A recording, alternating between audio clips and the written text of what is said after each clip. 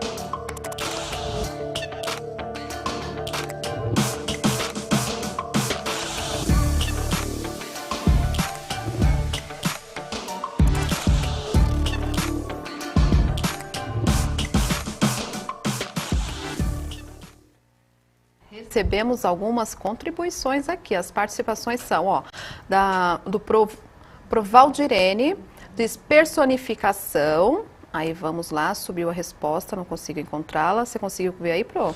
Personificação é quando usa, ela está dizendo que é quando usa fala humana em animais e seres inanimados, Tem o João Gabriel também, que é um aluno.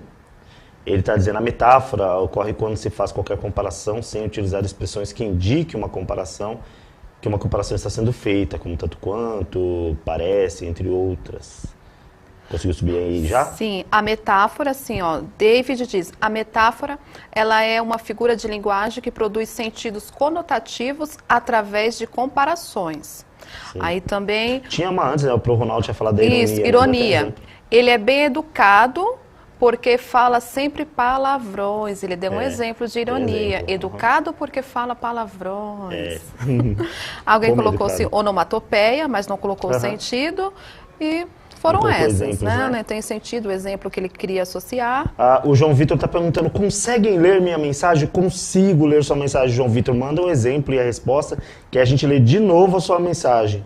O Jonatas até deu um ok para ele. Sim, nós conseguimos ler a sua mensagem, João Vitor. Estamos aguardando agora uma com a resposta, ok? Então é isso, olha só, eles vão lembrando. Eles lembram sempre ironia, Pro? Ironia é uma Sim, que ironia, quase tão, metáfora. metáfora. Então, falou de figura de linguagem com o aluno, a primeira coisa que vem na cabeça dele é ironia e metáfora. Aí lembraram Onomatopeia. né? Lembraram do Personificação, fala de que é a animais, né? prosopopeia, Eles falam isso. né? E aí, se a gente for apertando um pouquinho mais, eles vão lembrar mais algumas, mas a gente vai andando com a aula e eles vão mandando pra gente as respostas.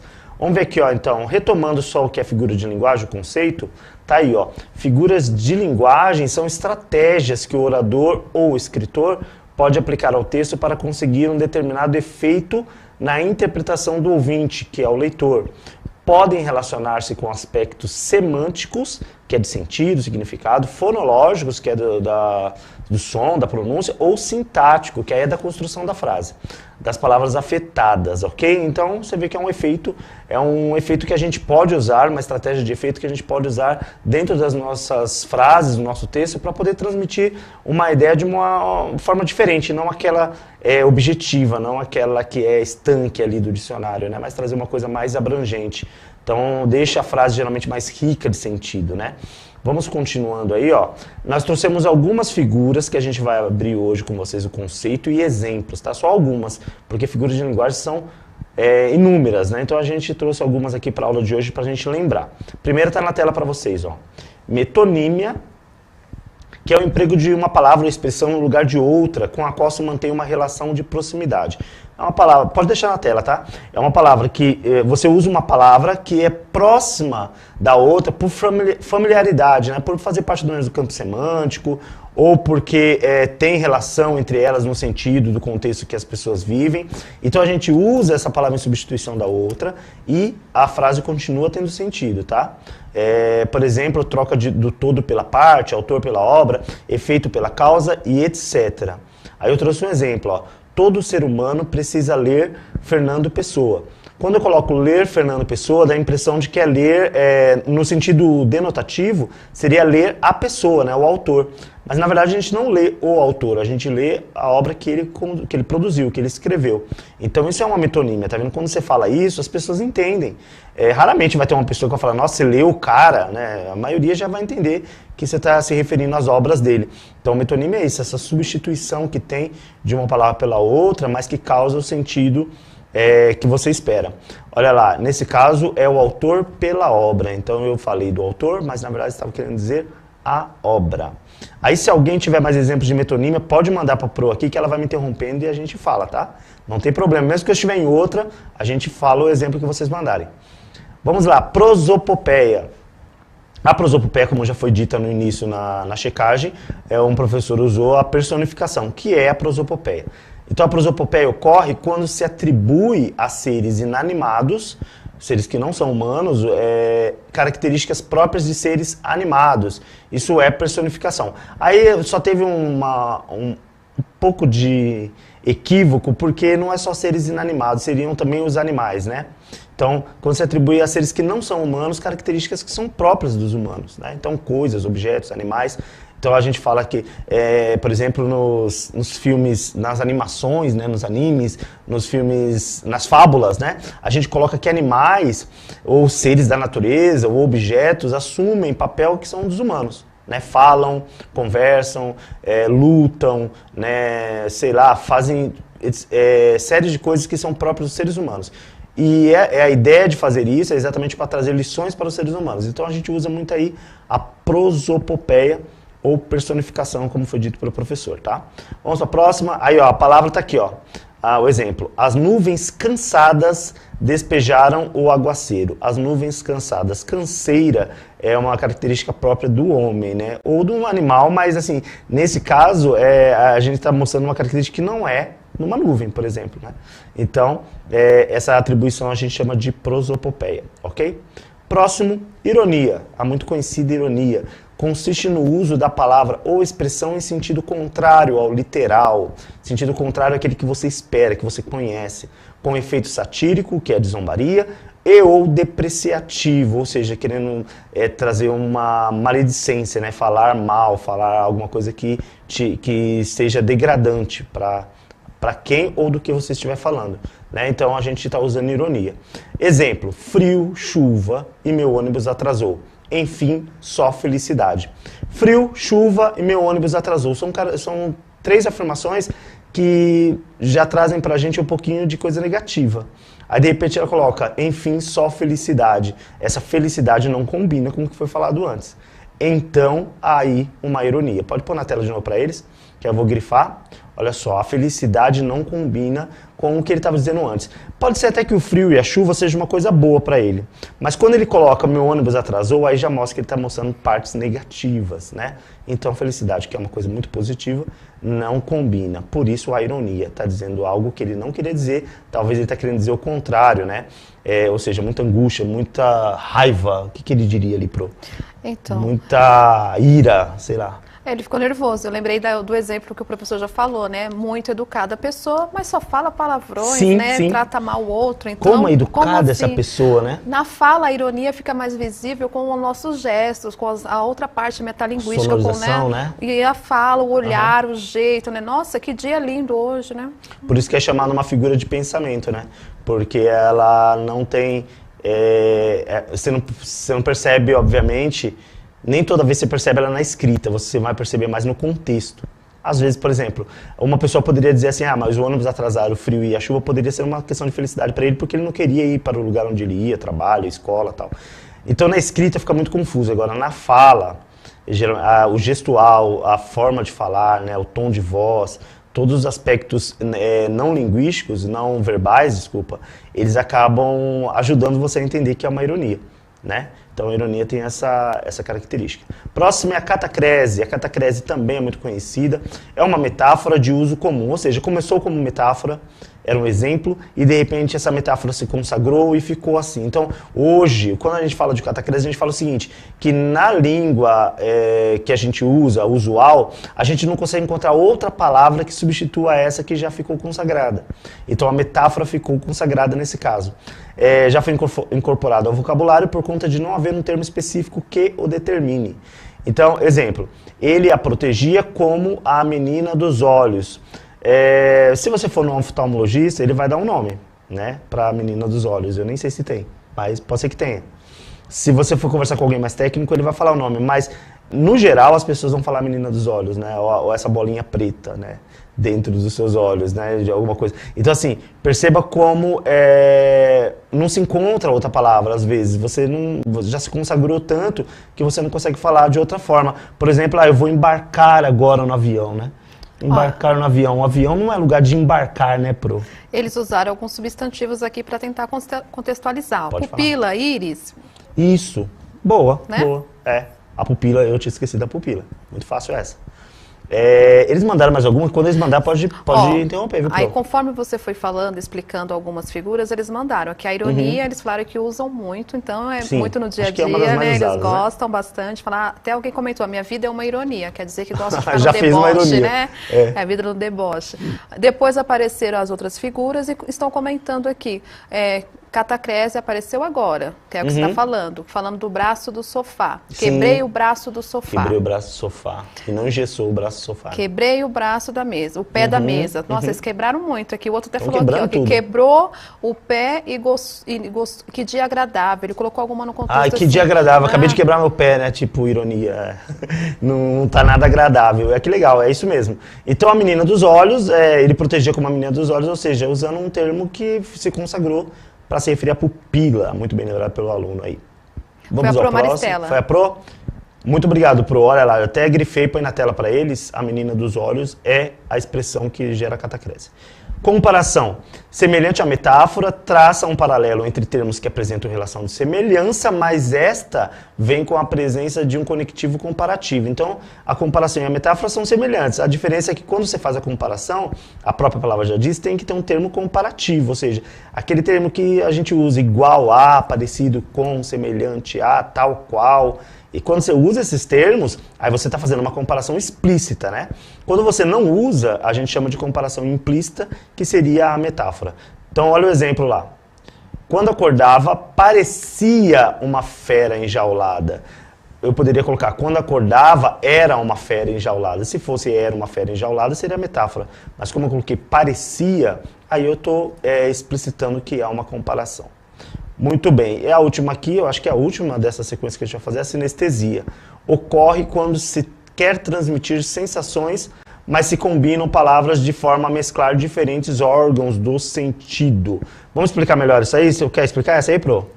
Sinestesia? Eu costumo falar que dá a ideia de todos os sentimentos e sensações de uma única frase. Então, você consegue sentir o aroma, o sabor, e muda também para o paladar, vai para o olfato. Então, eu costumo falar nesse contexto aí. Vamos Normalmente é poético, né? Sim. A sinestesia é bem poética.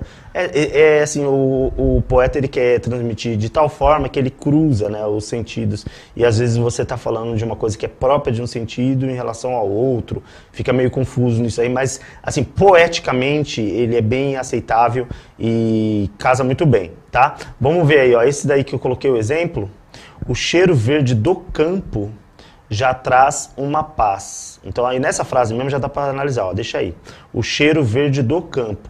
Primeiro, quando a gente fala de cheiro, a gente lembra do quê? De que sentido, Pro? Cheiro? Olfato? Olfato. Olfato. Eu ia falar de outra coisa aqui. Olfato. Então o olfato é que faz a gente sentir o cheiro. Mas aí o cheiro verde, verde é cor. Cor a gente se percebe pela visão, que é o outro sentido. Então esse cruzamento de sentidos, olha só, o cheiro verde, né? Tem gente que fala assim, você está usando hoje um amarelo gritante. O amarelo, ele é uma cor, o gritante tem a ver com o som.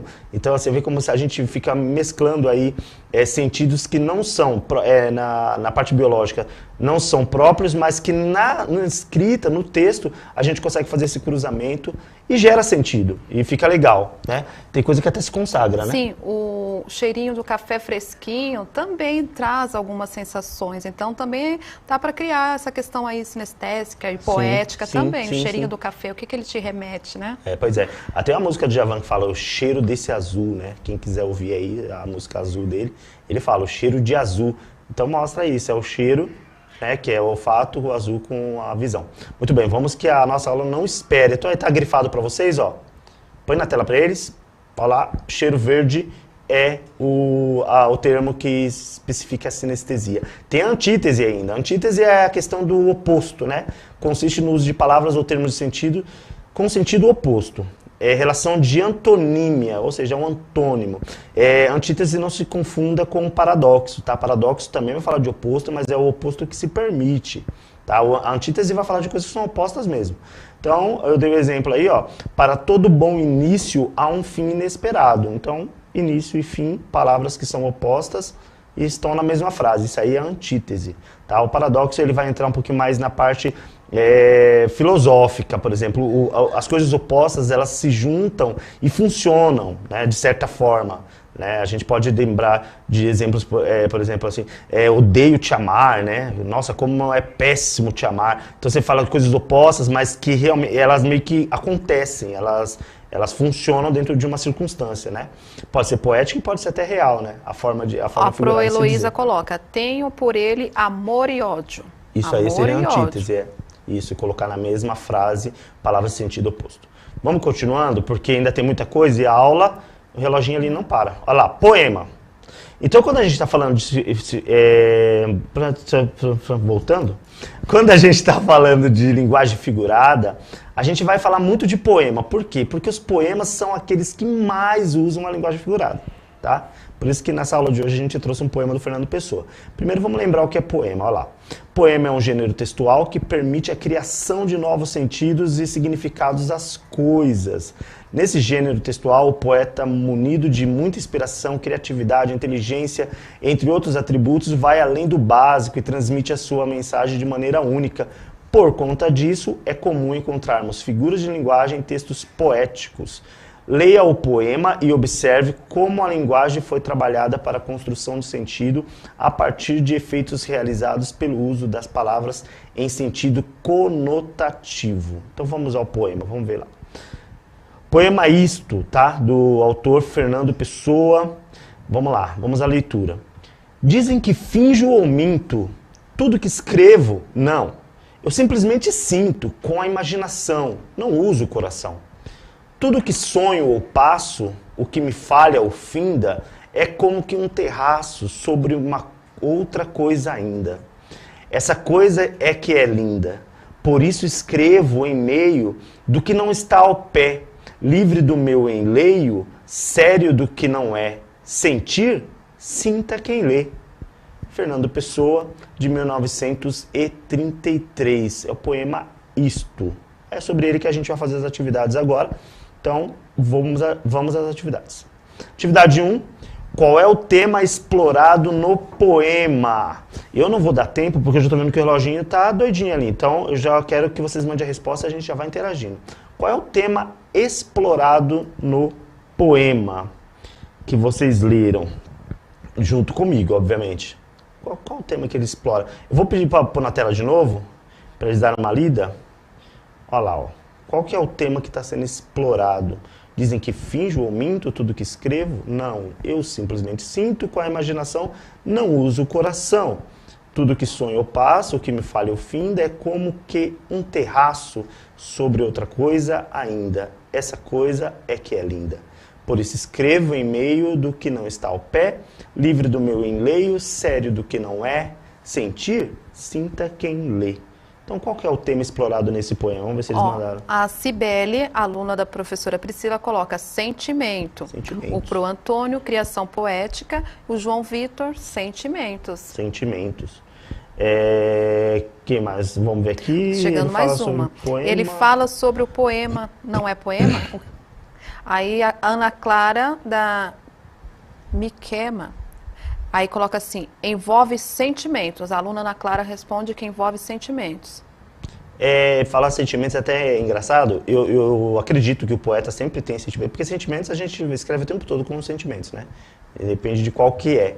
Mas ele chega a falar que ele não escreve com o coração nesse poema. Ah, tá. A Ana Clara, acho que mais só para confirmar aqui, falar correto. Acho que é professor Mike Matias, que não dá para ler aqui, tá? Então, Ana Clara, sentimentos. A Pro Rosemary, acho que é isso.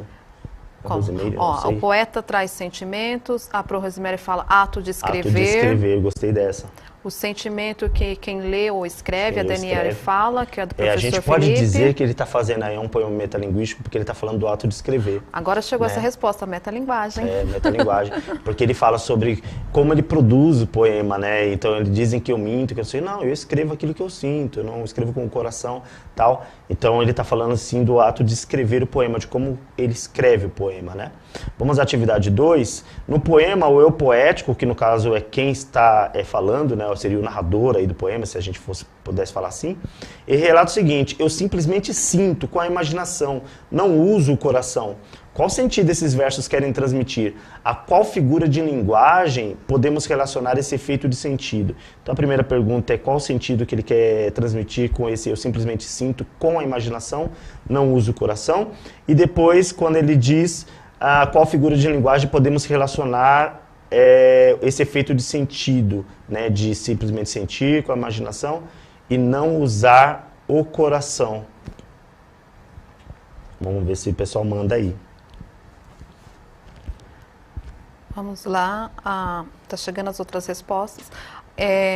A Pro Heloísa coloca, recebeu resposta, ele não usa seus sentimentos, ele usa a razão. Aí os alunos do professor Ronaldo também colocam aqui, tá dando boa tarde, lá de Rio Preto, Escola Alzira. Estão falando esse efeito de sinestesia, sinestésico, alguma coisa assim, eles estão colocando. E continua subindo a sensação e sentimentos. Eles gostaram dessa parte. Eles gostaram. Quando ele fala simplesmente sinto, né, com a imaginação e não com o coração, ele está dizendo o seguinte, que ele se deixa levar pelo mundo fabulado, né, e não pelas coisas racionais. Mesmo que ele fale coração, mas não as coisas que ele sente de verdade. Aquilo que ele imagina, a viagem dele, né, o sonho, o mundo onírico do poeta, né? Aquele que é do sonho, que é da imaginação, né? Não nada relacionado a uma vida, ao que a gente tem de realidade. Então, talvez seja isso que ele queira falar. A sinestesia, sim, né? O sentir com a imaginação, né? Porque a gente não tem a ver com tato, não tem a ver com nada, tem a ver com a imaginação. Então, a sinestesia poderia ser a figura de linguagem aí. Vamos avançar, porque eu já estou doido com o relógio. Olha lá. Se este eu poético sente com a imaginação, entendemos que ele tem sentimentos. Por que será que no último verso está escrito que o leitor é que deve sentir algo? O que ele quis dizer com isso? Sentir, o leitor é que sinta? Sendo que ele também fala que ele sente de alguma forma, né? O que ele quis dizer com isso, hein, Pro? Vamos ver se eles mandam alguma coisa. Ó, as respostas estão chegando da anterior. Tô falando assim, emoção, momento de emoção, imaginação. Vamos lá. Porque ele fala que ele tem sentimento, mas ele fala assim, não, sentir o leitor é que sinta, né? Como o reloginho já pipocou ali, a gente pode comentar um pouquinho sobre isso. Então, quando ele fala isso, ele está dizendo o seguinte, que a interpretação é de quem lê. Né? Exato. O texto foi escrito, mas a interpretação é de quem lê. O texto não é fechado em si com uma única interpretação. Quem lê é que vai dar o sentido que melhor lhe aprover, né? A professora Heloísa colocou exatamente isso. Cada um que sente, você vai interpretar de acordo com as suas vivências, de acordo com os seus sentimentos. É exatamente isso. Vamos lá na tela? Mão na massa para vocês. Que tal criar um poema utilizando figuras de linguagem para compor os versos? Quando criar seu poema bonitinho, apresente ao professor ou professora e envia na minha página no Instagram, @prof.maurofarias. Vimos hoje figuras de linguagem e o poema do Fernando Pessoa, esse poema lindo, depois apreciem mais. Até a próxima aula, tem habilidades para vocês printarem na tela. Até a próxima aula, Pro. Muito obrigado. Até. Gosto muito de participar aqui com o nono ano. Nono ano é maravilhoso. Um abraço, gente.